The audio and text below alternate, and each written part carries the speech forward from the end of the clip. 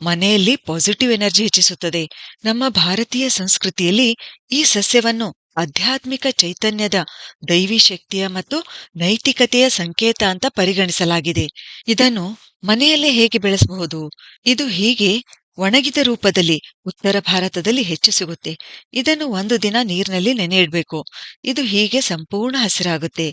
ಆಮೇಲೆ ಇದನ್ನು ಗಾಜಿನ ಬಾಟಲ್ಗಳಲ್ಲಿ ಬರೇ ನೀರಿನಲ್ಲಿ ಬೆಳೆಸಬಹುದು. ಆದರೆ ವಾರಕ್ಕೆ ಒಂದು ಸಲ ನೀರ್ ಚೇಂಜ್ ಮಾಡಬೇಕು. ಮಣ್ಣಿನಲ್ಲಿ ಕೂಡ ಬೆಳೆಸಬಹುದು.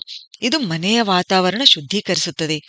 ಈ ಸಂಜೀವನಿಯನ್ನು ಔಷಧಿಯಾಗಿ ಚೂರ್ಣ, ಕಷಾಯ ಹೀಗೆ ಬೇರೆ ಬೇರೆ ರೂಪದಲ್ಲಿ ಬಳಸಲಾಗುತ್ತೆ. ವಿವಿಧ ಆರೋಗ್ಯ ಸಮಸ್ಯೆಗಳಲ್ಲಿ ಇತರೆ ಗಿಡಮೂಲಿಕೆಗಳ ಜೊತೆ ಬಳಸಲಾಗುತ್ತೆ. ಅಂದ್ರೆ ಕಾಂಪೌಂಡ್ ಫಾರ್ಮುಲೇಷನ್ಸ್ ರೂಪದಲ್ಲಿ. ಅದಕ್ಕೆ ಯಾವುದಕ್ಕೂ ವೈದ್ಯರ ಸಲಹೆ ತೆಗೆದುಕೊಂಡೇ ಇದನ್ನ ಬಳಸಬೇಕು. ಸರಿ, ಹಾಗಾದ್ರೆ ಮುಂದಿನ ವಿಡಿಯೋದಲ್ಲಿ ಮತ್ತೊಂದು ಉಪಯುಕ್ತವಾದ ಮಾಹಿತಿಯೊಂದಿಗೆ ಭೇಟಿಯಾಗೋಣ. ಧನ್ಯವಾದಗಳು.